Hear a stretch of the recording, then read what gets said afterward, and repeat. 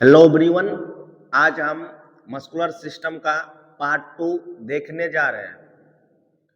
तो पार्ट 1 में हमने देख चुका था अलग अलग प्रकार का मसल्स, लोकेशन के बेस पर, कंट्रोल के बेस पर और एक्सट्रेशन के बेस पर हम देख चुके थे। उसके बाद कुछ स्पेशल मसल्स का नाम भी हम देख चुके थे, जैसे लार्जेस्ट मसल्स, स्मॉलेस्ट मसल्स, है ना, लॉन्गेस्ट मसल्स etc, है ना। आज का हमारा टॉपिक होगा ओरिजिन ऑफ मसल्स और मसल्स प्रोटीन। इसका मतलब कि मसल्स का ओरिजिन कैसे हुआ है, कौन सा जर्म लेयर रिस्पॉन्सिबल होगा मसल्स का डेवलपमेंट के लिए, मसल्स का फॉर्मेशन के लिए, है ना। आज हम देखेंगे ओरिजिन ऑफ मसल्स। मसल्स की उत्पत्ति कहां से हुई है। जैसे कि हम जानते हैं कि हमारा लाइफ की शुरुआत जो हुई है वह स्पर्म और ओवम से मिलने से हुई है। स्पर्म और ओवम के मिलने से बनेगी जायगोट, जायगोट डिवाइड करके बनेगी मोरुला, मोरुला डिवाइड करके बनेगी ब्लास्टोसिस्ट, ब्लास्टोसिस्ट के अंदर में फॉर्म होगी स्टेम सेल, और वो स्टेम सेल 3 जर्म लेयर को बनाएगा, इक्टोडर्म, मीजोडर्म और इंडोडर्म। तो मसल्स की उत्पत्ति जो होता है वो मीजोडर्म लेयर से होता है ना। हम लिखते हैं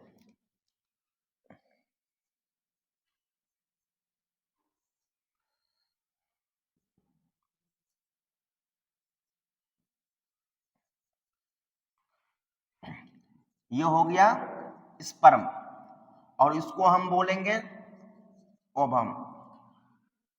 स्पर्म को ही हम बोलते हैं मेल गैमेट, और ओवम को हम बोलेंगे फीमेल गैमेट।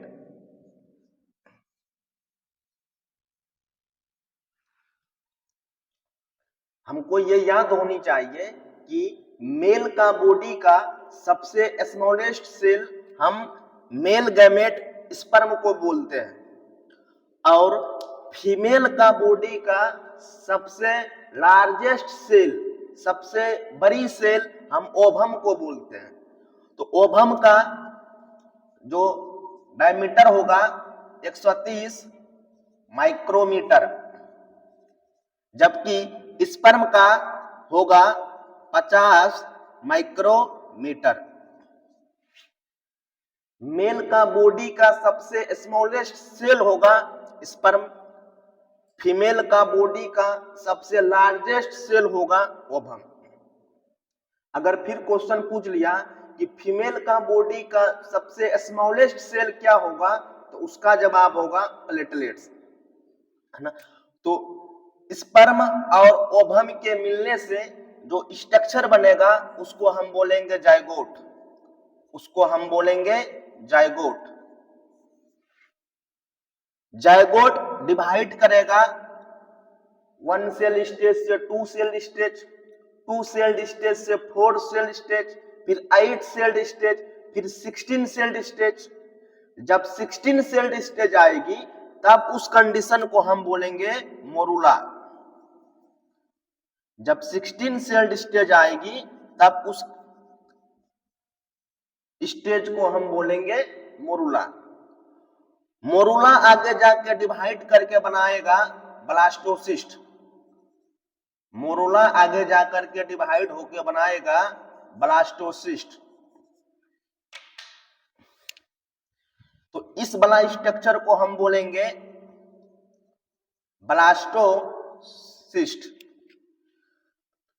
ब्लास्टोसिस्ट के अंदर में जो सेल होगा इस सेल को हम बोलेंगे स्टेम सेल। यह स्टेम सेल तीनों जर्म लेयर को बनाने के लिए रिस्पॉन्सिबल होगा, यानी इक्टोडर्म, मीजोडर्म और इंडोडर्म, तीनों जर्म लेयर को बनाने के लिए यह स्टेम सेल रिस्पॉन्सिबल होगा। देखते हैं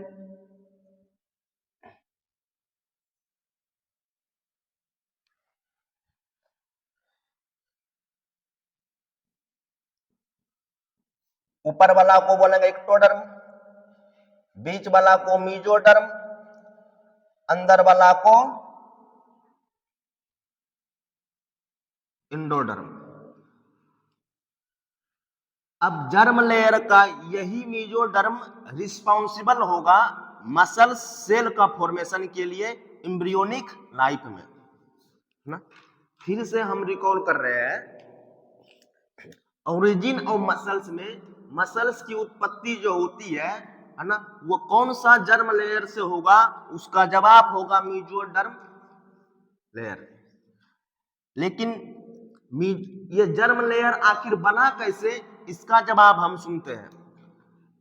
मेल का बॉडी से मेल गैमेट स्पर्म रिलीज होता है, फीमेल का बॉडी से फीमेल गैमेट ओवम रिलीज होता है। स्पर्म और ओवम के मिलने से जो स्ट्रक्चर बनेगा जिसको हम बोलेंगे zygote. Zygote 1 cell stage divide होगा 2 सेल स्टेज, फिर 2 से 4 सेल स्टेज, फिर 16 सेल स्टेज। जब 16 सेल स्टेज का कंडीशन आएगा तब हम बोलेंगे उसको मोरुला। फिर ये डिवाइड करके बनेगा ब्लास्टोसिस्ट। ब्लास्टोसिस्ट के अंदर में जो सेल होगा, है ना, इस सेल को बोलेंगे स्टेम सेल।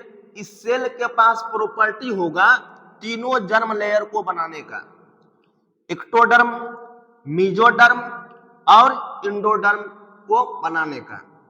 तो एक्टोडर्म जर्म लेयर बॉडी का बाहरी ऑर्गन को बनाएगा, जैसे कि स्किन, जैसे कि नर्वस सिस्टम। और मीजोडर्म जर्म लेयर बॉडी का मिडल वाला पार्ट को बनाएगा, जैसे कि मसल्स, जैसे कि बोन। और इंडोडर्म जर्म लेयर बॉडी का सबसे इंटरनल लेयर को बनाएगा, जैसे कि इंटेस्टाइन, है ना। अब हम देखेंगे कि मीजोडर्म से किस प्रकार मसल सेल का निर्माण होता है।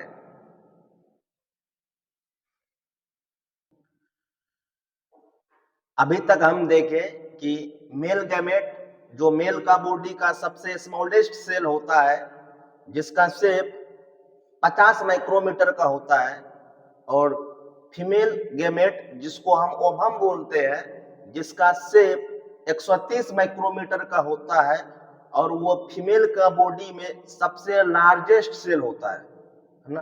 तो अब हम पहले ये देख लेते हैं कि मीजोडर्म लेयर से किस प्रकार मसल्स का डेवलपमेंट होता है, मसल्स का निर्माण होता है ना। तो मीजोडर्म, उससे पहले हम ये भी देख लेते हैं कि एक्टोडर्म, मीजोडर्म और इंडोडर्म तीनों कौन कौन सा ऑर्गन का निर्माण करेगा बॉडी में। तो बाहर वाला लेयर को बोलेंगे एक्टोडर्म, बीच वाला को बोलेंगे मीजोडर्म, और अंदर वाला को बोलेंगे इंडोडर्म। बॉडी का आउटर पार्ट का डेवलपमेंट, फॉर्मेशन कराने के लिए कौन जिम्मेदार होगा, है ना, एक्टोडर्म। मिडिल पार्ट का निर्माण कराने के लिए कौन जिम्मेदार होगा, मीजोडर्म। और इनर पार्ट का फॉर्मेशन या डेवलपमेंट कराने के लिए जो जिम्मेदार होगा उसको हम बोलेंगे इंडोडर्म। तो एक्टोडर्म किसका किसका डेवलपमेंट करेगा? एक तो स्किन, दूसरा नर्वस सिस्टम। स्किन और नर्वस सिस्टम का डेवलपमेंट करेगा एक्टोडर्म। मीजोडर्म डेवलप करेगा एक तो मसल्स, दूसरी बोन। मसल्स और बोन, यानी मस्कुलो स्केलेटल सिस्टम का डेवलपमेंट कौन सी जर्म लेयर से होगी? तो इसका जवाब होगा मीजोडर्म। और बॉडी का इंटरनल पार्ट का डेवलपमेंट कौन सी जर्म लेयर से होगी? तो इसका जवाब होगा इंडोडर्म। इंटरनल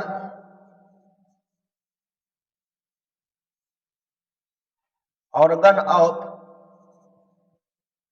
बॉडी, जैसे इंटेस्टाइन,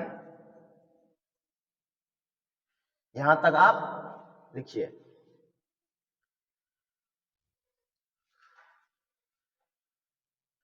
अब हम देखेंगे कि मेसोडर्म जर्म लेयर किस प्रकार मसल्स का डेवलपमेंट करता है। मेसोडर्म जर्म लेयर यही रिस्पॉन्सिबल होगा बोन का डेवलपमेंट के लिए, मसल्स का डेवलपमेंट के लिए। तो मेसोडर्म जर्म लेयर डिवाइड होकर सबसे पहले बनाएगा सोमाटोम। सोमाटोम आगे जाकर डिवाइड होगा दो पार्ट में। एक पार्ट बनाएगा मायोटोम और एक पार्ट बनाएगा skeletal system. Skeletal system, skeletal system यानी बोन और कार्टिलेज, जबकि मायोटोम आगे जाके बनाएगा मसल्स। आगे जाके बनाएगा मसल्स। कुल कितनी मसल्स? 639 मसल्स। तो मेसोडर्म जर्म लेयर आगे जाकर डिवाइड करके बनेगा सोमाटोम। सोमाटोम आगे जाके डिवाइड होके बनेगा मायोटोम और स्केलेटल सिस्टम। स्केलेटल सिस्टम में बोन आएगी और कार्टिलेज आएगी, जबकि मायोटोम आगे डिवाइड होकर फॉर्म करेगी मसल्स। तो कुल कितनी मसल्स होगी? 639 मसल्स होगी, है ना। इतने आप नोट कीजिए। अब हम कुछ की पॉइंट देख लेते हैं कि मेल का बॉडी का सबसे स्मॉलेस्ट सेल हम स्पर्म को बोलते हैं। Smallest cell of male body sperm को बोलते हैं।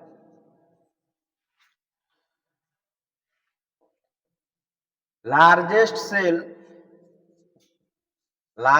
सेल ऑफ फीमेल बॉडी हम ओवम को बोलते हैं। लेकिन जब अगर क्वेश्चन पूछा जाएगा कि मेल और फीमेल दोनों में सबसे लार्जेस्ट सेल क्या होती है, तब इसका जवाब होगा न्यूरॉन सेल, है ना। जब इंडिकेट नहीं किया हो कि मेल या फीमेल में लार्जेस्ट कौन हो, तब उसका जवाब होगा न्यूरॉन सेल, है ना। तो largest cell of human body, ना मेल ना फीमेल, तो इसका जवाब होगा न्यूरॉन्स। न्यूरॉन्स को हम सबसे लॉन्गेस्ट सेल भी बोलते हैं, है ना। इतना आप नोट कीजिए। अब हम पढ़ेंगे मसल्स प्रोटीन के बारे में। जो मसल्स हमारा बॉडी में होता है वो प्रोटीन के मिलने से बनेगा। कुछ प्रोटीन के हेल्प से मसल्स कॉन्ट्रैक्ट कर पाएगा और रिलैक्स कर पाएगा। कुछ प्रोटीन के हेल्प से ये कॉन्ट्रैक्शन और रिलैक्सेशन मैकेनिज्म कंट्रोल हो पाएगा, है ना। और कुछ प्रोटीन के हेल्प से मसल्स को स्ट्रक्चर प्रदान हो पाएगा। तो मसल्स में प्रोटीन तीन प्रकार का होगा। एक कॉन्ट्रैक्ट रिलैक्स करने में जो प्रोटीन हेल्प होगा उसको हम बोलेंगे कॉन्ट्रैक्टाइल प्रोटीन, और एक स्ट्रक्चर को बनाने में जो जिम्मेदार होगा, मसल्स का स्ट्रक्चर को बनाने में जो जिम्मेदार होगा, उस प्रोटीन को हम बोलेंगे स्ट्रक्चरल प्रोटीन। और एक मसल्स कॉन्ट्रैक्शन और रिलैक्सेशन जो हो रहा है, इसको रेगुलेट करने के लिए जो होगा, इस प्रोटीन को हम बोलेंगे रेगुलेटिंग प्रोटीन। तो मसल्स में तीन प्रकार का प्रोटीन होगा। एक को बोलेंगे कॉन्ट्रैक्टाइल प्रोटीन, दूसरे को बोलेंगे रेगुलेटिंग प्रोटीन और तीसरे को बोलेंगे स्ट्रक्चरल प्रोटीन। ये तीन प्रोटीन के हेल्प से मसल्स अपना कंप्लीट फंक्शन कर पाएगा।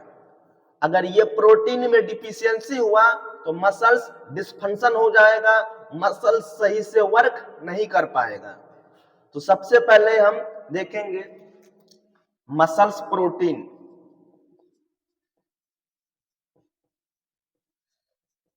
मसल्स प्रोटीन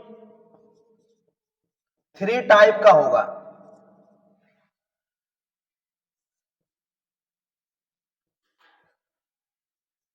एक होगा कॉन्ट्रैक्टाइल प्रोटीन,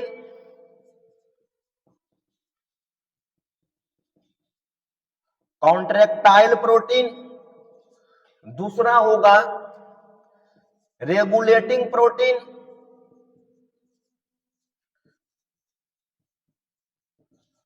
और तीसरा होगा structural protein. Structural protein.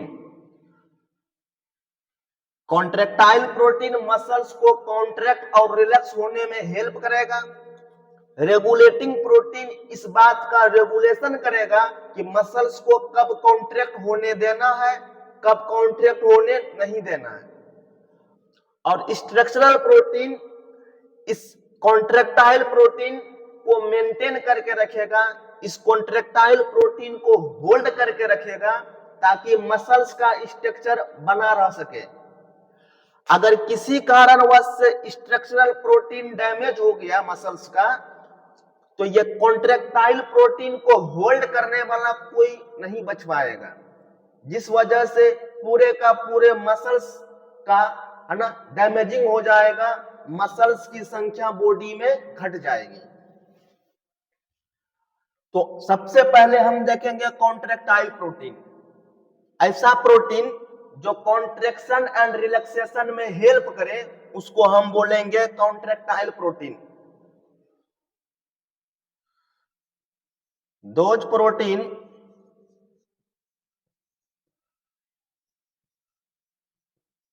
who is responsible for contraction and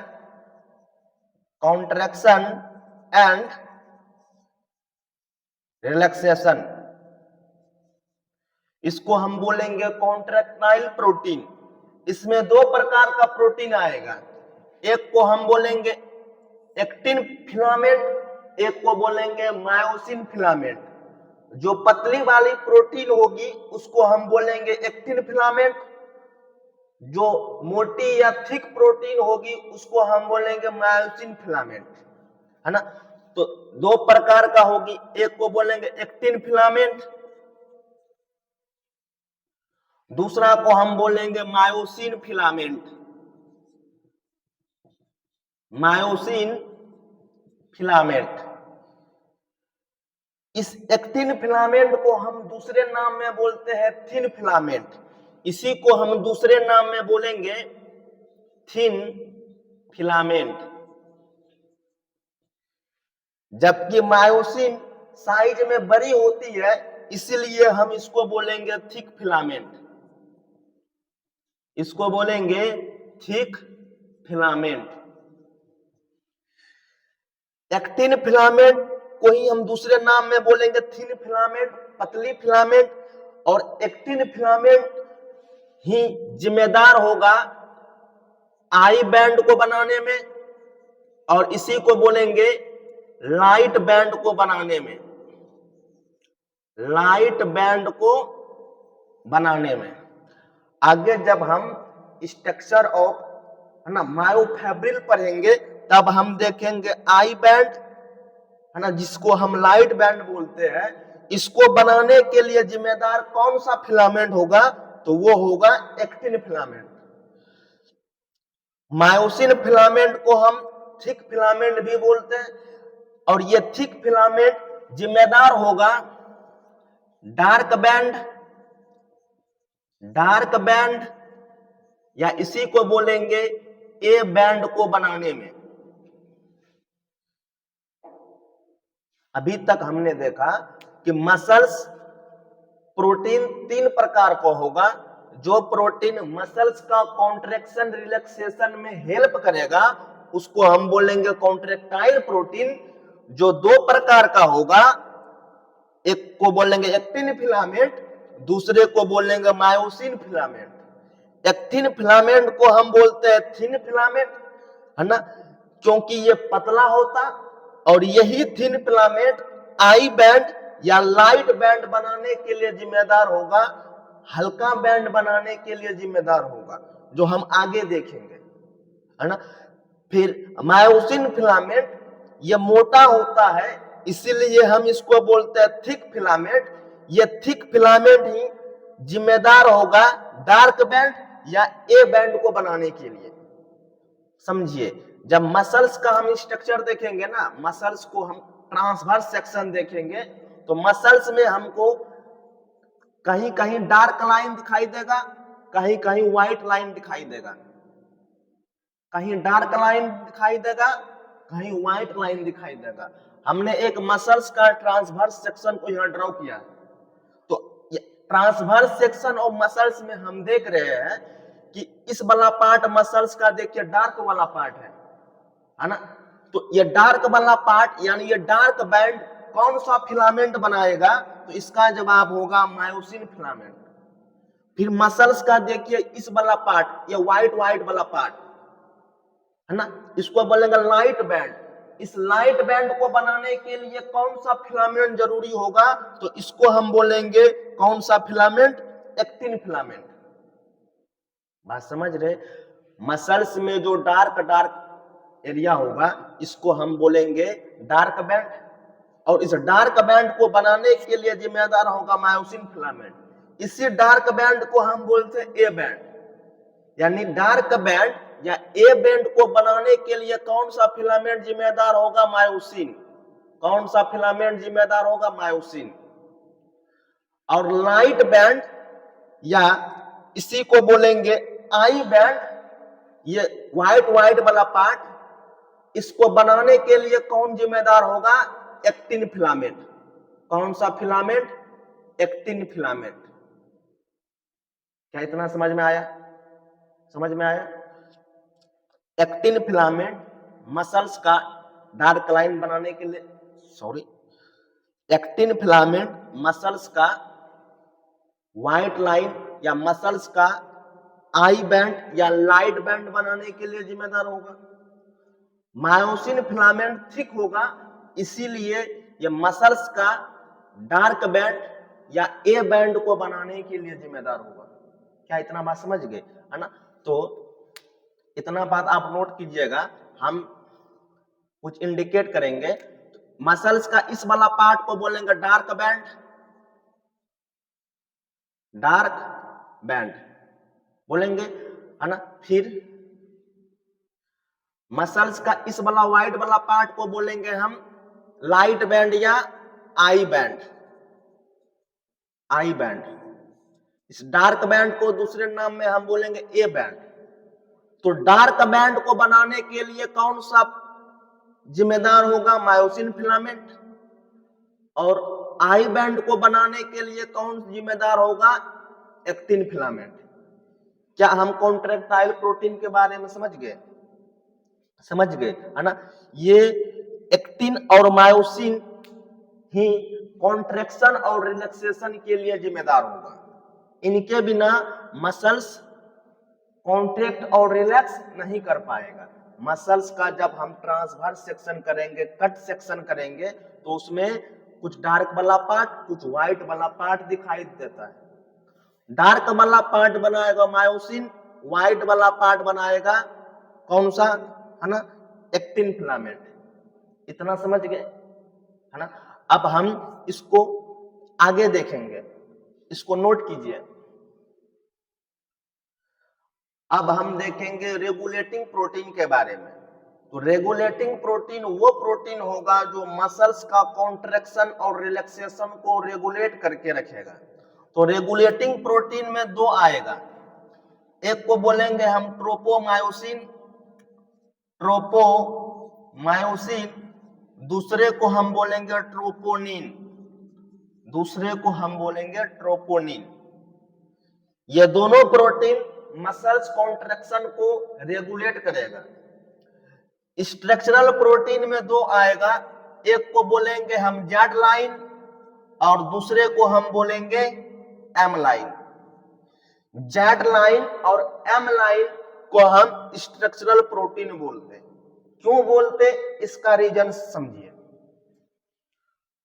जो कॉन्ट्रेक्टाइल प्रोटीन एक्टिन फिलामेंट और मायोसिन फिलामेंट खड़ी है ना, एक्टिन फिलामेंट और मायोसिन फिलामेंट को पकड़ के रखने के लिए, होल्ड करके रखने के लिए जो प्रोटीन जिम्मेदार होगा, उस प्रोटीन को हम बोलेंगे स्ट्रक्चरल प्रोटीन। बात समझे?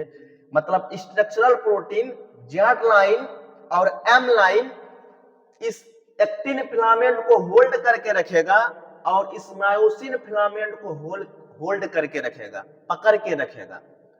अगर किसी कारणवश से ये जेड लाइन और एम लाइन ब्रेक हो जाए, जेड लाइन और M line structural protein damage हो जाए, तो ये एक्टिन फिलामेंट और ये मायोसिन फिलामेंट होल्ड नहीं रह पाएगी, है ना, बिखर जाएगी, जिस वजह से मसल्स डैमेज हो जाएगा।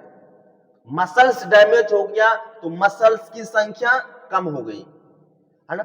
हम सुने होंगे कि जब हम एक्सेसिव वर्कलोड कर लेते हैं, एक्सेसिव हेवी वेट को उठा लेते हैं, एक्सेसिव हेवी वेट को उठा लेने की कंडीशन में हमारा मसल्स का जेड लाइन और एम लाइन ब्रेक हो जाता है। Z line M line break हो जाने की वजह से इस एक्टिन फिलामेंट को होल्ड करने के लिए कोई स्ट्रक्चर नहीं बचा, मायोसिन को होल्ड करने के लिए कोई स्ट्रक्चर नहीं बचा, एक्टिन मायोसिन बिखर जाएगी, जिस वजह से मसल्स की संख्या घट जाएगी, है ना। हम जिम में जाते हैं बॉडी बनाने के लिए, मसल्स का हाइपरट्रोफी के लिए, मसल्स का साइज को बढ़ाने के लिए हम वेट उठाते हैं। वेट उठाने का एक टेक्निक्स होता है, अगर हम उस टेक्निक्स को फॉलो नहीं करेंगे, है ना, तो हमारा मसल्स का जेड लाइन और एम लाइन बिखर जाएगी। जेड लाइन और एम लाइन टूट गई तो एक्टिन फिलामेंट और मायोसिन होल्ड नहीं रह पाएगी, जिस वजह से मसल्स का साइज बढ़ने के जगह एक्टिन मायोसिन डैमेज होने की वजह से मसल्स का साइज घट ही जाएगी। हम गए थे जिम में बॉडी को बनाने के लिए, लेकिन अब हम जिम जाके Z line M line break कर लिए, जिस वजह से एक्टिन मायोसिन डैमेज हो गया और हमारा मसल्स का नंबर बढ़ने की जगह घट ही गई, है ना। तो हमने मेनली दो चीज को देखा, कॉन्ट्रेक्टाइल प्रोटीन और स्ट्रक्चरल प्रोटीन। अब हम देखेंगे आगे रेगुलेटिंग प्रोटीन, है ना। इतना को आप नोट कीजिए। अब हम देखेंगे कि एक्टिन फिलामेंट और मायोसिन फिलामेंट जो कि कॉन्ट्रेक्टाइल प्रोटीन होता है, उस प्रोटीन को किस प्रकार स्ट्रक्चरल प्रोटीन जेड लाइन और एम लाइन होल्ड करके रखता है। हम पहले भी देख चुके थे, मसल्स का ट्रांसवर्स सेक्शन जब हम करेंगे तो मायोसिन फिलामेंट के मिलने से जो लाइन बनेगा उसको हम बोलेंगे डार्क लाइन, डार्क बैंड या ए बैंड। बहुत सारा मायोसिन के मिलने से जो बनेगा ए बैंड या डार्क बैंड।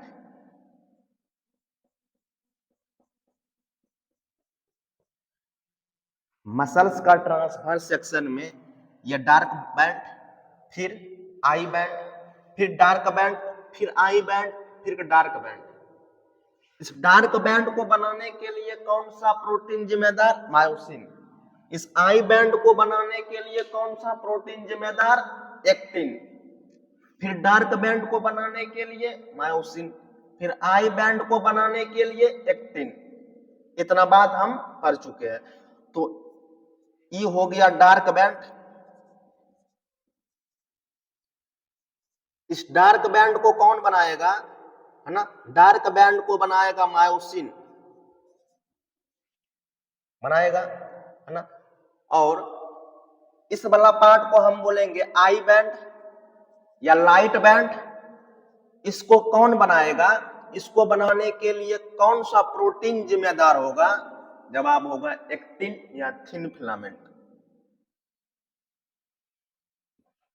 अब इस मायोसिन फिलामेंट को और एक्टिन फिलामेंट को, यहां पर व्हाइट वाला पार्ट में एक्टिन फिलामेंट होगा, इसको होल्ड करके रखने के लिए स्ट्रक्चरल प्रोटीन जेड लाइन और एम लाइन होता है। अगर जेड लाइन और एम लाइन नहीं होगा तो ये मायोसिन फिलामेंट और यहां पर एक्टिन फिलामेंट होल्ड नहीं रह पाएगी, मसल्स डैमेज हो जाएगी। तो इस डार्क बैंड को, मतलब मायोसिन फिलामेंट को होल्ड करके रखने के लिए जो स्ट्रक्चरल प्रोटीन होगा, हम उसको क्या बोलेंगे? एम लाइन बोलेंगे। और इस आई बैंड जो बनता है एक्टिन फिलामेंट से, इस आई बैंड को होल्ड करने के लिए जो स्ट्रक्चरल प्रोटीन होगा, उस प्रोटीन को हम क्या बोलेंगे? Z line. तो एम लाइन किसको होल्ड करके रखेगा? मायोसिन फिलामेंट को। जेड लाइन किसको होल्ड करके रखेगा? एक्टिन फिलामेंट को। हम वो बात लिख देते हैं कि एम लाइन है ना, it hold myosin filament, it hold myosin, it hold myosin filament. Z line, Z line किसको होल्ड करके रखेगा? है ना, एक्टिन फिलामेंट को। ये व्हाइट वाला पार्ट में कौन सी फिलामेंट होगी? एक्टिन फिलामेंट, है ना। Z line it hold actin filament, it hold actin filament. क्या इतना बात समझ गए? एक बात हमें याद होनी चाहिए कि मसल्स कॉन्ट्रैक्ट जब होगा ना, तो यही एक्टिन और मायोसिन फिलामेंट एक दूसरे के ऊपर में स्लाइड करेगा, एक दूसरे के ऊपर में फिसलेगा, जिस वजह से मसल्स कॉन्ट्रैक्ट कर पाएगा और रिलैक्स कर पाएगा। इतना बात क्या समझ गए? है ना। तो मसल्स बनी होगी, मसल्स की स्ट्रक्चर एक मायोसिन फिलामेंट से और दूसरा एक्टिन फिलामेंट से। एक बात और याद होनी चाहिए, जब भी मसल्स कॉन्ट्रैक्ट होगा, मान लेते ये लाल वाला मार्कर मायोसिन फिलामेंट है और ये ब्लैक वाला मार्कर एक्टिन फिलामेंट है, ये हो गया मायोसिन फिलामेंट डार्क बैंड, ये हो गया एक्टिन फिलामेंट लाइट बैंड। जब भी मसल्स कॉन्ट्रैक्ट करेगा, हम मसल्स को कॉन्ट्रैक्ट किए, रेड वाला हो गया मायोसिन, ब्लैक वाला हो गया एक्टिन। मायोसिन फिलामेंट मसल्स में अपनी ही जगह पर रहेगी, वो स्थान परिवर्तन कभी नहीं करेगी। एक्टिन फिलामेंट मायोसिन के ऊपर में स्लाइड करेगी, फिसलेगी, मायोसिन के ऊपर में चढ़ जाएगी। जब मसल्स कॉन्ट्रैक्ट किया तो एक्टिन फिलामेंट मायोसिन के ऊपर में चढ़ गई, फिर जब मसल्स रिलैक्स किया तो एक्टिन फिलामेंट अपना पुराना वाला स्थान पर चले गया। यानी मसल्स कॉन्ट्रैक्शन के दौरान एक्टिन फिलामेंट मायोसिन के ऊपर में क्या करेगा? स्लाइड करेगा, ओवरलैप करेगा, है ना। लेकिन एक्टिन मायोसिन के ऊपर में ओवरलैप करेगा, मायोसिन अपना स्थान से चेंज नहीं होगा, अपना स्थान में ही रहेगा। फिर से सुनिएगा, लाल वाला मार्कर को हम बोलेंगे मायोसिन फिलामेंट, इसको हम बोलेंगे एक्टिन फिलामेंट। दोनों अभी रिलैक्स कंडीशन में है, मेरा हाथ अभी रिलैक्स कंडीशन में है। जब हम हाथ को कॉन्ट्रैक्ट किए, मायोसिन फिलामेंट अपने ही जगह पर रहेगी, उसके ऊपर में कौन स्लाइड करना स्टार्ट कर देगा? एक्टिन फिलामेंट स्लाइड करना स्टार्ट कर देगा। मसल्स कॉन्ट्रैक्ट किए तो एक्टिन फिलामेंट मायोसिन के ऊपर में स्लाइड करना स्टार्ट कर दिया, फिर हम मसल्स को रिलैक्स करेंगे, फिर एक्टिन फिलामेंट जहां से आया था वहीं फिर से क्या हो जाएगा? चले जाएगा। तो इस प्रकार मसल्स कॉन्ट्रैक्शन रिलैक्सेशन में एक्टिन फिलामेंट और मायोसिन फिलामेंट का हेल्प होता है। इसीलिए हम एक्टिन फिलामेंट और मायोसिन फिलामेंट को कॉन्ट्रेक्टाइल प्रोटीन बोलते हैं। और इस एक्टिन फिलामेंट को होल्ड करने के लिए जिम्मेदार होगा जेड लाइन, और इस मायोसिन फिलामेंट को होल्ड करने के लिए जिम्मेदार होगा एम लाइन, है ना। तो अब हम आगे देखेंगे, इतना बात आप नोट कीजिए।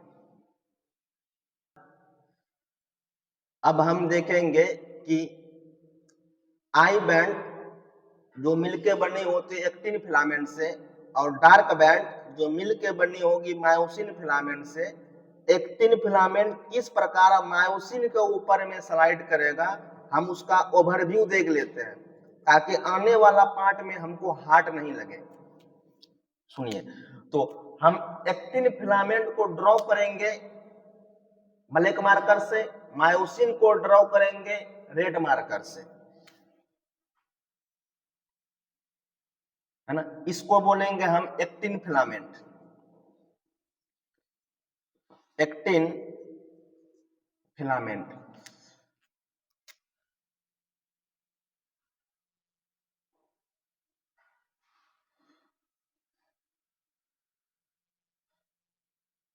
इसको हम बोलेंगे मायोसिन फिलामेंट।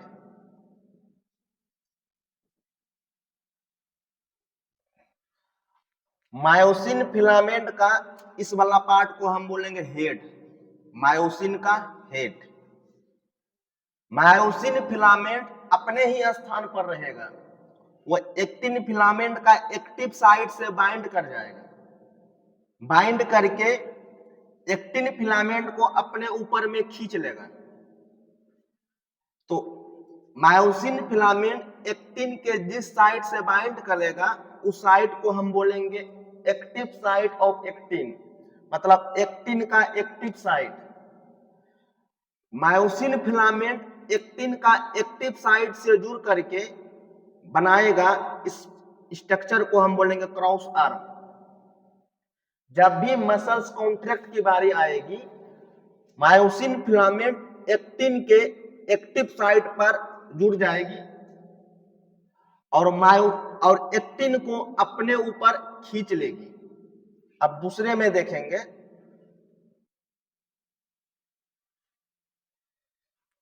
ये हो गया एक्टिन फिलामेंट,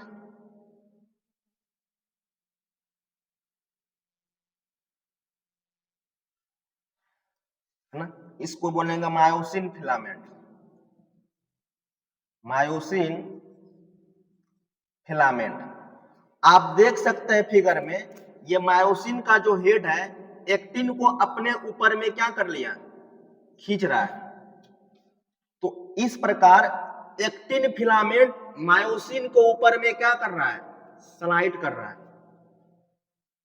तो लिखेंगे ना, during muscles contraction actin filament slide on myosin filament, जबकि मायोसिन फिलामेंट अपने स्थान पर फिक्स रहेगी। During muscles contraction, during muscles contraction actin filament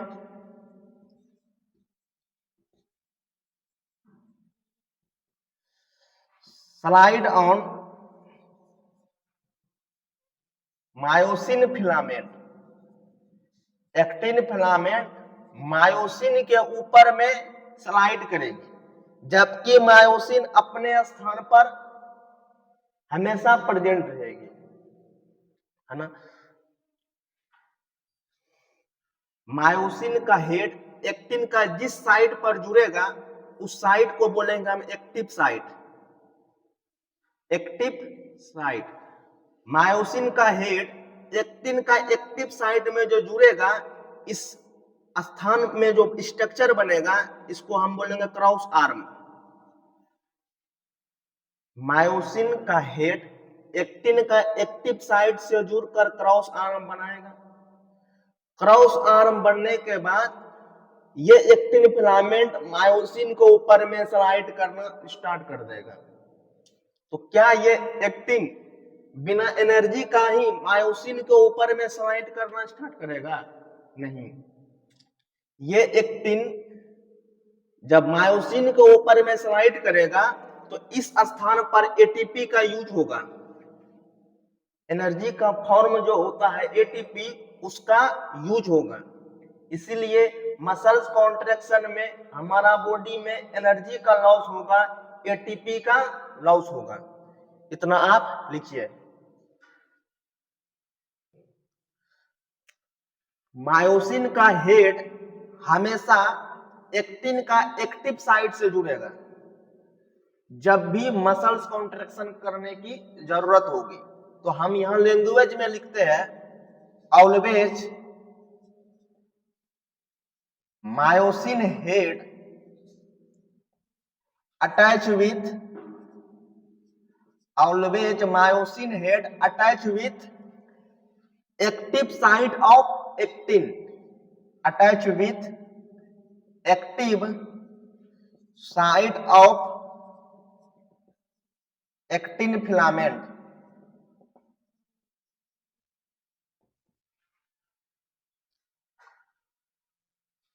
तब जाके एक्टिन फिलामेंट मायोसिन के ऊपर में स्लाइड करेगा, है ना। लिखिए इसको। अभी तक हम देख लिए हैं कि मसल्स का कॉन्ट्रैक्टाइल प्रोटीन एक्टिन और मायोसिन होगा। एक्टिन के मिलने से लाइट बैंड बनेगा, मायोसिन के मिलने से डार्क बैंड बनेगा। और एक्टिन को जोड़ के रखने के लिए, एक्टिन को होल्ड करके रखने के लिए जेट लाइन जिम्मेदार होगा, और मायोसिन को होल्ड करके रखने के लिए एम लाइन जिम्मेदार होगा। इसीलिए हम एक्टिन और मायोसिन फिलामेंट को, है ना, कॉन्ट्रैक्टाइल प्रोटीन और एक्टिन और मायोसिन को होल्ड करके रखने के लिए, पकड़ के रखने के लिए जेड लाइन और एम लाइन जिम्मेदार होगा। इसीलिए हम जेड लाइन और एम लाइन को स्ट्रक्चरल प्रोटीन कहते हैं। एक्सेसिव हेवी वर्कलोड करने से स्ट्रक्चरल प्रोटीन अगर डैमेज हो गया तो एक्टिन और मायोसिन फिलामेंट बिखर जाएगा और मसल्स डैमेज हो जाएगा, और मसल्स का साइज बढ़ने के स्थान पर मसल्स की संख्या घटने से इंसान और दुबला पतला हो जाएगा, है ना। अब हम देखेंगे मसल्स का रेगुलेटिंग प्रोटीन कि किस प्रकार रेगुलेटिंग प्रोटीन रेगुलेट करेगा मसल्स कॉन्ट्रैक्शन को। कॉन्ट्रैक्टाइल प्रोटीन मसल्स कॉन्ट्रैक्शन में हेल्प करेगा, स्ट्रक्चरल प्रोटीन उस एक्टिन मायोसिन को होल्ड करके रखने में हेल्प करेगा। अब हम देखेंगे कि रेगुलेटिंग प्रोटीन किस प्रकार, रेगुलेटिंग प्रोटीन किस प्रकार, है ना, मसल्स कॉन्ट्रैक्शन को रेगुलेट करेगा। देखिए, अगर रेगुलेटिंग प्रोटीन नहीं हो मसल्स में तो हमारा मसल्स जब मन तब कॉन्ट्रैक्ट और रिलैक्स करना स्टार्ट कर देगा। जब मन तब कॉन्ट्रैक्ट रिलैक्स करना स्टार्ट कर देगा, जब मन तब मसल्स कॉन्ट्रैक्ट नहीं कर सके, उसको रेगुलेट करने के लिए जो प्रोटीन होगा उस प्रोटीन को हम बोलेंगे रेगुलेटिंग प्रोटीन। रेगुलेटिंग प्रोटीन इस बात का रेगुलेशन करेगा कि मसल्स को कॉन्ट्रैक्शन कब होने देना है, कब होने नहीं देना है। तो रेगुलेटिंग प्रोटीन ऑफ मसल्स में, रेगुलेटिंग प्रोटीन ऑफ मसल्स में दो प्रकार का प्रोटीन आता है, ट्रोपोमायोसिन और दूसरा ट्रोपोनिन। ट्रोपोमायोसिन प्रोटीन ये क्या होगा, ये एक धागेनुमा संरचना होगा, थ्रेड लाइक स्ट्रक्चर होगा जो एक्टिन फिलामेंट का ऊपर में प्रेजेंट होगा। कौन? ट्रोपोमायोसिन। और एक्टिन का एक्टिव साइड को ढक करके रखेगा कि कहीं मायोसिन एक्टिन का एक्टिव साइड से जुड़ करके क्रॉस आर्म का फॉर्मेशन न कर दे।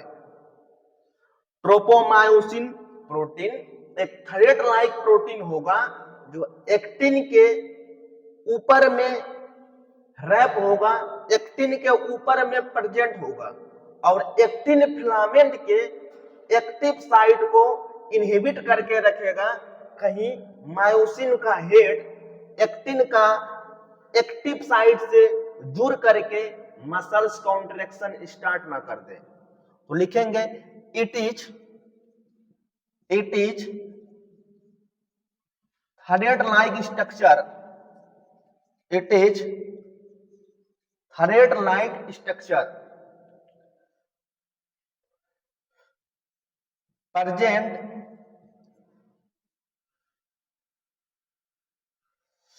present on actin filament। Thread like structure होगा, प्रेजेंट होगा एक्टिन फिलामेंट में और ये क्या करेगा, ट्रोपोमायोसिन एक्टिन का एक्टिव साइट को ढक करके रखेगा। इट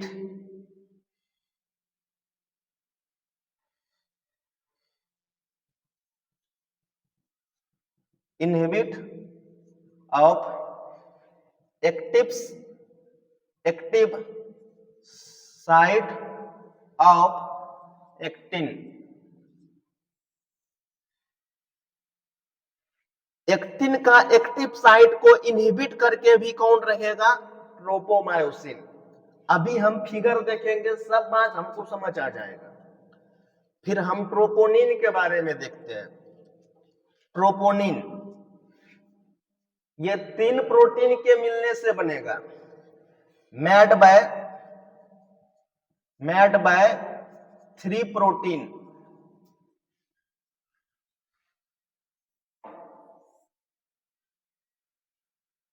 एक प्रोटीन को बोलेंगे ट्रोपोनिन टी, एक प्रोटीन को बोलेंगे ट्रोपोनिन सी और एक प्रोटीन को बोलेंगे ट्रोपोनिन आई और एक प्रोटीन को बोलेंगे troponin I. Troponin protein 3 protein के मिलने से बनेगा, एक ट्रोपोनिन टी, एक ट्रोपोनिन सी, एक ट्रोपोनिन आई। अब बात आता कि ये ट्रोपोनिन प्रोटीन प्रेजेंट कहां होगा। ट्रोपोमायोसिन प्रेजेंट होगा एक्टिन के ऊपर और ट्रोपोनिन प्रेजेंट होगा ट्रोपोमायोसिन के ऊपर, है ना। लिखेंगे it present regular interval of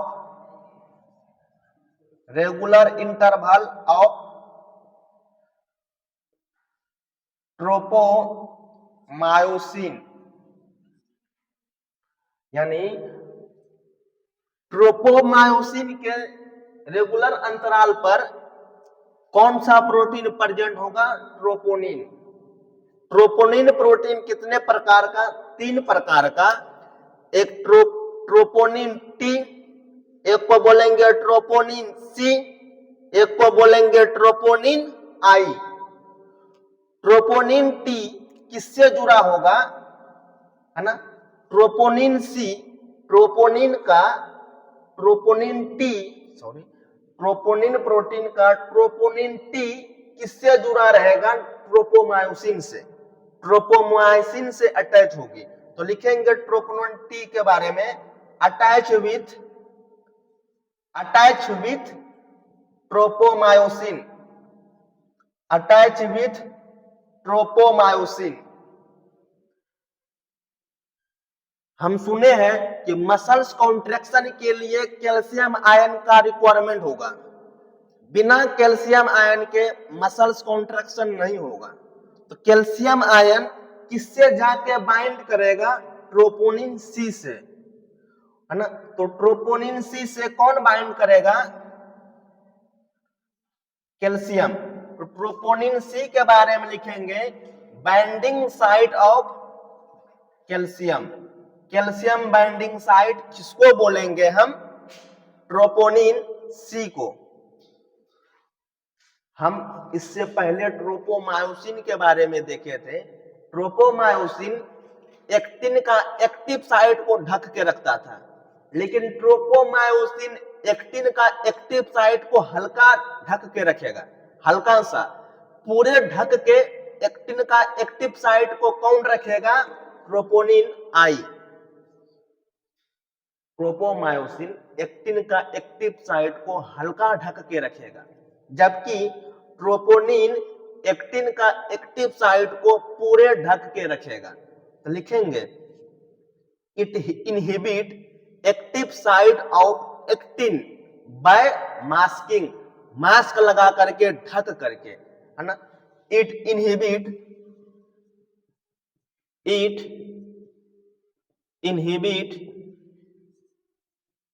active site of actin filament. फिर से सुनिएगा, ट्रोपोनिन प्रोटीन रेगुलेटिंग प्रोटीन में आएगा। 3 प्रोटीन के मिलने से बनेगा troponin T, troponin C, troponin I. यह ट्रोपोनिन प्रोटीन जो रियल में प्रेजेंट होगा ट्रोपोमायोसिन के ऊपर में रेगुलर इंटरवल में प्रेजेंट होगा। ट्रोपोनिन प्रोटीन 3 प्रोटीन के मिलने से बना होता, जिसमें ट्रोपोनिन टी ट्रोपोमायोसिन से जुड़ी हुई होगी, अभी हम फिगर में देखेंगे। फिर ट्रोपोनिन सी जिस साइट से कैल्शियम आकर बाइंड करेगी। फिर ट्रोपोनिन आई, इस साइट ट्रोपोनिन आई ये ऐसा होगा जो एक्टिन का एक्टिव साइट को कंप्लीटली ढक करके रखेगा। कौन? ट्रोपोनिन आई। स्लाइटली या हल्का ढक के रखता है ट्रोपोमायोसिन, लेकिन कंप्लीटली ढक के कौन रखेगा? ट्रोपोनिन आई। समझ गए? तो एक बात गौर किए कि ये ट्रोपोनिन और ट्रोपोमायोसिन इस बात का रेगुलेट करेगा कि मसल्स को कब कॉन्ट्रैक्ट होने देना है, कब कॉन्ट्रैक्ट होने नहीं देना है। जब मसल्स रिलैक्स कंडीशन में होगा तब रेगुलेटिंग प्रोटीन ट्रोपोनिन का ट्रोपोनिन आई एक्टिन का एक्टिव साइट को ढक करके रखेगा। लेकिन जब मसल्स कॉन्ट्रैक्शन की बारी आएगी, मसल्स कॉन्ट्रैक्शन की शुरुआत होगी, कैल्शियम आयन आकर के ट्रोपोनिन सी से बाइंड करेगा, जिस वजह से ट्रोपोनिन आई एक्टिन का एक्टिव साइट को छोड़ देगा। तब जाके मायोसिन का हेड एक्टिन का एक्टिव साइट में जाकर बंद करके मसल्स कॉन्ट्रैक्शन को स्टार्ट कर देगा, एक्टिन को खींचना स्टार्ट कर देगा। अब हम ट्रोपोमायोसिन और ट्रोपोनिन को फिगर के मदद से समझेंगे कि किस प्रकार यह ट्रोपोमायोसिन और ट्रोपोनिन मसल्स कॉन्ट्रैक्शन को, एक्टिन मायोसिन का स्लाइडिंग को कंट्रोल करता है। इतना बात आप तब तक लिखिए।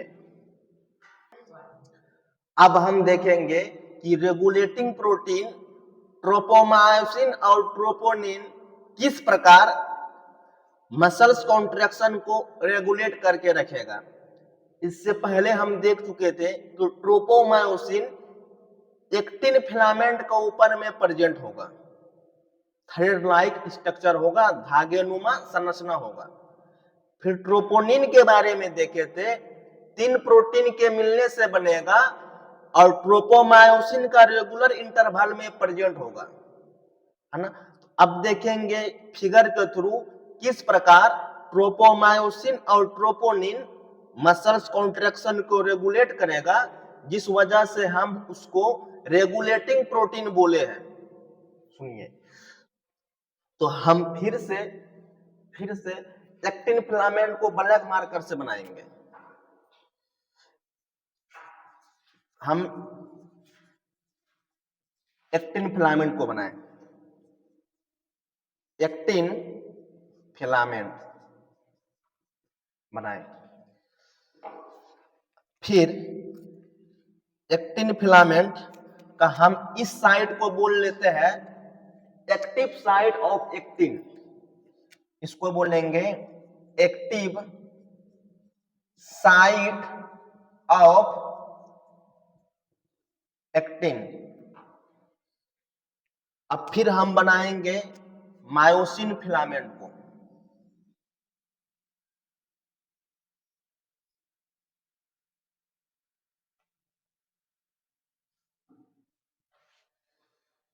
इस वाला को स्ट्रक्चर को हम बोलेंगे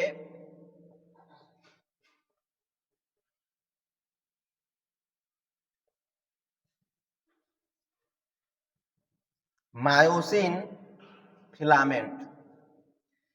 यहां तक तो हम पहले भी देख चुके थे कि मायोसिन फिलामेंट का हेड, इसको बोलेंगे हेड, एक्टिन फिलामेंट के एक्टिव साइट के साथ क्रॉस आर्म बनाता है। यह बात हम पहले भी देख चुके थे, लेकिन हम अभी ये देखेंगे कि रेगुलेटिंग प्रोटीन किस प्रकार रेगुलेट करेगा। रेगुलेटिंग प्रोटीन में दो देखे थे ना, एक को देखे थे ट्रोपोमायोसिन,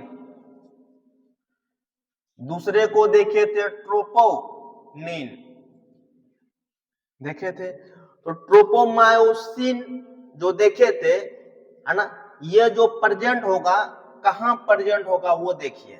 हम फिर से एक्टिन फिलामेंट बना रहे हैं।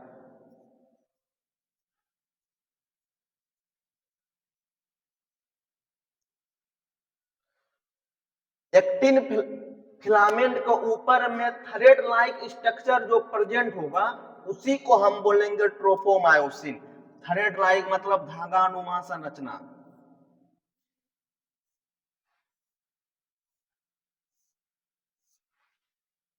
तो एक्टिन फिलामेंट को ऊपर में ये धागानुमा संरचना जो है, इसी धागानुमा संरचना को हम बोलेंगे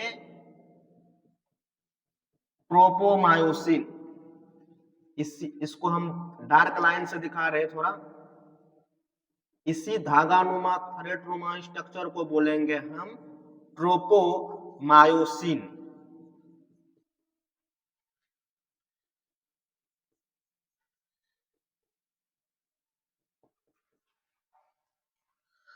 ट्रोपोमायोसिन के बारे में पढ़े थे ना, it present on actin filament, actin filament के ऊपर में प्रेजेंट होगा। फिर ट्रोपोनिन के बारे में देखेंगे।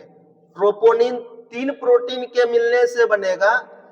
ट्रोपोनिन 3 प्रोटीन के मिलने से बनेगा, जो प्रेजेंट किनके ऊपर होगा, जो ट्रोपोमायोसिन के ऊपर में प्रेजेंट होगा।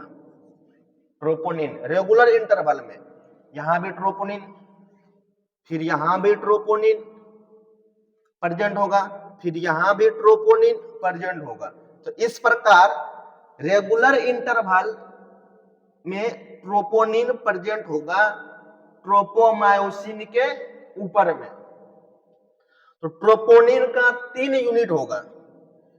एक यूनिट को हम बोलेंगे, एक यूनिट को बोलेंगे टीपीटी, एक यूनिट को हम बोलेंगे टीपीसी, और एक यूनिट को हम बोलेंगे टीपीआई।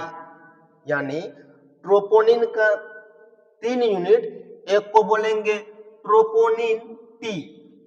ट्रोपोनिन टी या टीपीटी किससे जुड़ी रहेगी? ये जुड़ी रहेगी ट्रोपोमायोसिन से। ट्रोपोनिन का ट्रोपोनिन टी किससे जुड़ी हुई रहेगी? हम फिगर में एग्जैक्ट नहीं दिखा पाए, किससे जुड़ी हुई रहेगी? ट्रोपोमायोसिन से। हम देख रहे थे कि जो एक्टिन फिलामेंट है, इस वाला को हम बोलेंगे गोल गोल स्ट्रक्चर को एक्टिन फिलामेंट, यहां से यहां तक को। एक्टिन फिलामेंट के ऊपर में प्रेजेंट होगा थ्रेड लाइक स्ट्रक्चर, जिसको हम बोलेंगे ट्रोपोमायोसिन, और ट्रोपोमायोसिन का रेगुलर इंटरवल में प्रेजेंट होगा प्रोटीन, जिसको हम बोलेंगे ट्रोपोनिन।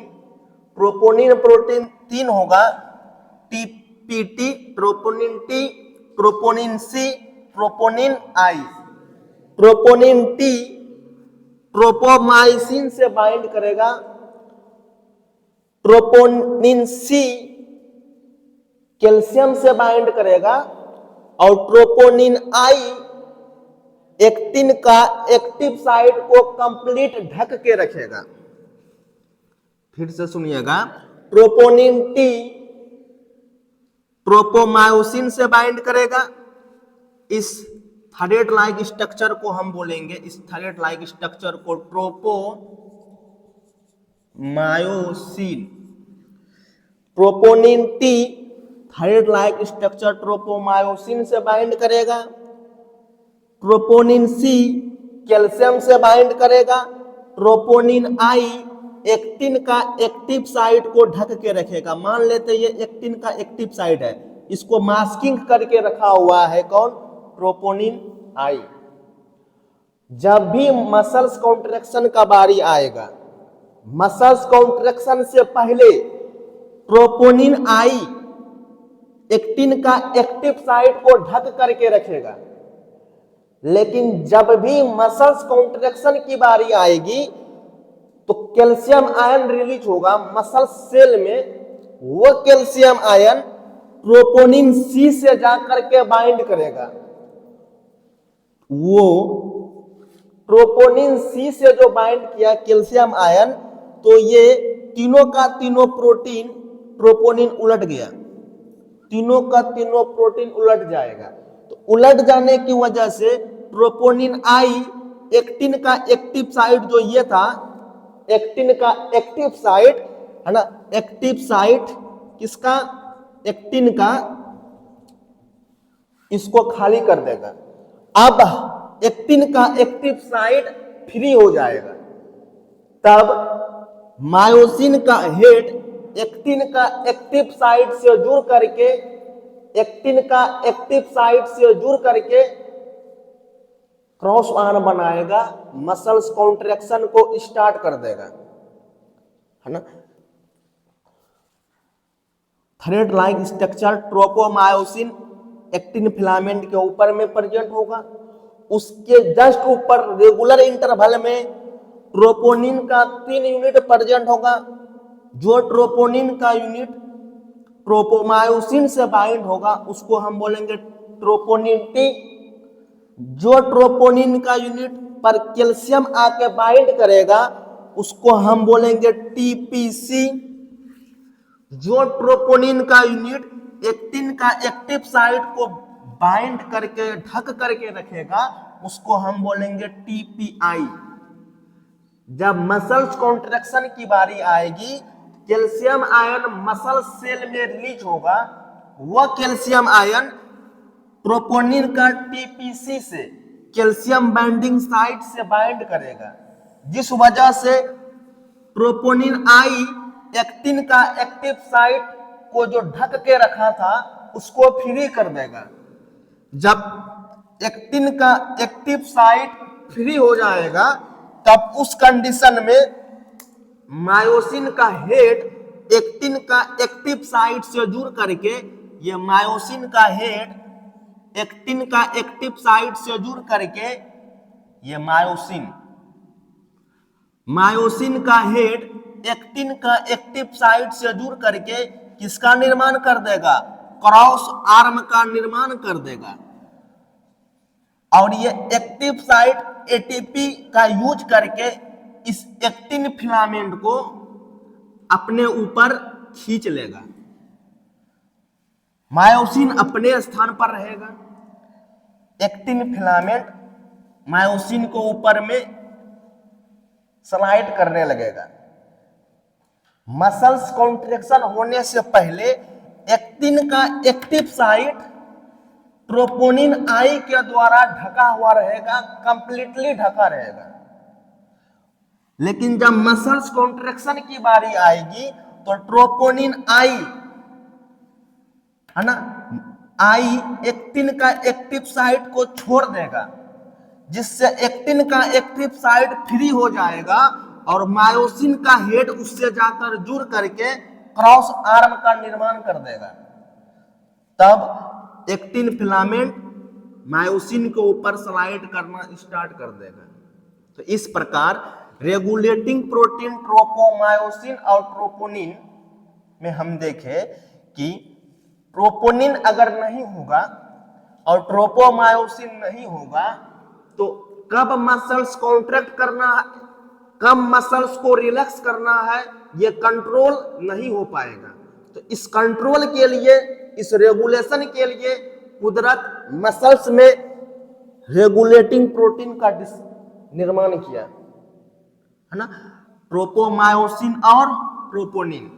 फिर से लास्ट बार सुन लीजिएगा, जब मसल्स मेरा रिलैक्स है, जब मसल्स रिलैक्स है तो एक्टिन का एक्टिव साइट ढका हुआ है, किसके द्वारा? ट्रोपोनिन आई के द्वारा ढका हुआ है। लेकिन जब मसल्स कॉन्ट्रैक्शन की बारी आएगी तो मसल सेल में कैल्शियम आयन रिलीज होगा, मसल सेल में कैल्शियम आयन रिलीज होगा, है ना।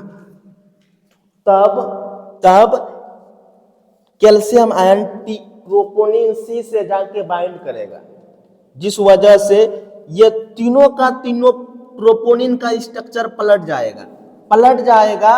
टीपीआई अपने स्थान से दूसरे स्थान पर चले गया तो एक्टिन का एक्टिव साइड फ्री हो गया, जिससे मायोसिन का हेड एक्टिन का एक्टिव साइट से क्रॉस आर्म बना लेगा और एक्टिन को अपने ऊपर में क्या कर लेगा? खींच लेगा, है ना। तो इस प्रकार अगर ट्रोपोमायोसिन और ट्रोपोनिन नहीं होता तो मसल्स कॉन्ट्रैक्शन रिलैक्सेशन का रेगुलेशन नहीं होता। जब मसल्स रिलैक्स होगा एक्टिव साइट ढका हुआ रहेगा, जब मसल्स कॉन्ट्रैक्ट होगा एक्टिव साइट फ्री होगा, है ना। और मसल्स कॉन्ट्रैक्शन में कौन सी आयन जिम्मेदार होगा? तो इसका जवाब होगा कैल्शियम। जब तक कैल्शियम आयन ट्रोपोनिन का ट्रोपोनिन सी से नहीं बाइंड करेगा तब तक ये एक्टिन का एक्टिव साइट को फ्री नहीं करेगा, तब तक मसल्स कॉन्ट्रैक्शन स्टार्ट नहीं होगा। तो आज का क्लास में हम क्या क्या देखे? सबसे पहले देखे ओरिजिन ऑफ मसल्स, फिर उसके बाद हम देखे protein of muscles. Protein of muscles में सबसे पहले हम देखे कॉन्ट्रैक्टाइल प्रोटीन जो एक्टिन और मायोसिन के मिलने से बनेगा। फिर हम देखे, है ना, स्ट्रक्चरल प्रोटीन जो जेड लाइन और एम लाइन के द्वारा बना होता। फिर हम देखे रेगुलेटिंग प्रोटीन जो ट्रोपोमायोसिन और ट्रोपोनिन के मिलने से बना होता। अभी तक को क्लास को आप सही से नोट बना के मेमोराइज कर लीजिएगा, क्योंकि अगर ये हम नहीं पढ़े तो इसके बाद जो आएगा स्ट्रक्चर ऑफ मसल्स कॉन्ट्रैक्शन का मैकेनिज्म, वो वीडियो आपको समझ में, वो क्लास आपको समझ में नहीं आएगा, है ना। यहाँ तक के लिए धन्यवाद। आपके तरह मैं भी मायूस हूँ। फिर मिलेंगे नेक्स्ट पार्ट में, पार्ट 3 में structure of muscles, mechanism of muscles contraction के साथ। धन्यवाद।